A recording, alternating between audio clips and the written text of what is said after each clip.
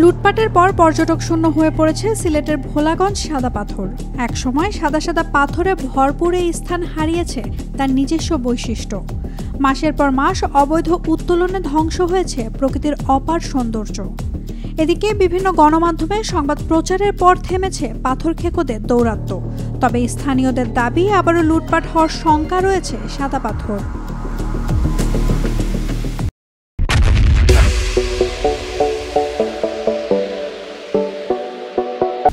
মাসের পর মাস লুটপাটের মহোৎসবে চলা সিলেটের ভোলাগঞ্জ সাদা পাথরে এখন দুর্বৃত্তদের লুটপাটের চিত্র কিছুটা স্থির হয়েছে। তবে ভ্রমণ পিপাসুদের প্রধান আকর্ষণ ছোট বড় সাদা সাদা পাথরগুলো খেকোদের পেটে চলে যাওয়ার খবরে তুলনামূলক পর্যটকদের আনাগোনা কম দেখা গিয়েছে। স্থানীয়দের দাবি, দুর্বৃত্তদের হাত থেকে রক্ষা পাওয়া পর্যটন স্পটটির অবশিষ্ট অংশটুকু যেন প্রশাসনের দায়িত্ব আর অবহেলায় হারিয়ে না যায়।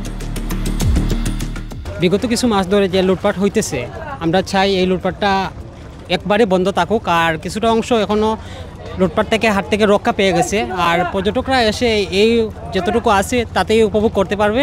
আর আমরা চাই যতটুকু আছে আর কোনো ধ্বংসস্তূপ চাই না, এটা রক্ষার এই প্রশাসনের উপর আমরা জোর দাবি জানাচ্ছি।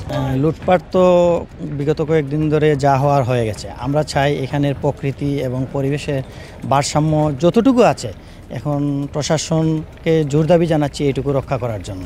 সিলেটের জনপ্রিয় এই পর্যটন স্পট থেকে গেল এক বছরে প্রায় ৭৫% পাথর অবৈধভাবে উত্তোলন করা হয়, যার ফলে অপার সম্ভাবনাময় এই পর্যটনের স্বর্গ স্পটটির সৌন্দর্য হারিয়েছে বহুগুণ। ভ্রমণে এসে প্রকৃতির রূপ লাবণ্য দেখতে না পেরে হতাশা প্রকাশ করেছেন পর্যটকরা।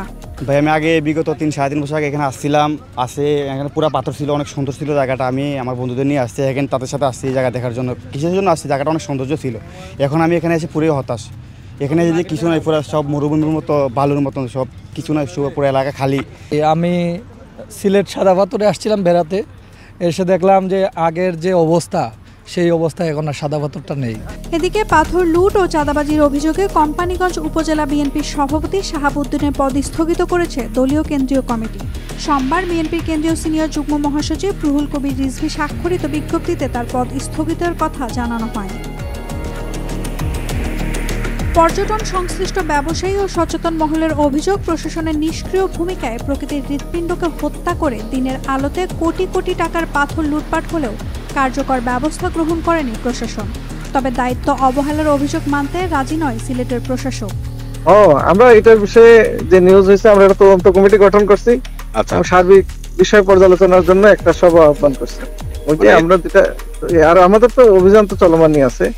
আমরা তো গতকালকে আমাদের টাস্ক ফোর্সের অভিযান হয়েছে, আগামীতেও হবে। প্রকৃতির লীলাভূমি সিলেটের সাদা পাথর টিকিয়ে রাখতে হলে দরকার সবার সম্মিলিত উদ্যোগ, নইলে মিলিয়ে যাবে এই সৌন্দর্যের স্বপ্নভূমি। নাওমিন Nasrin, Daily Sun.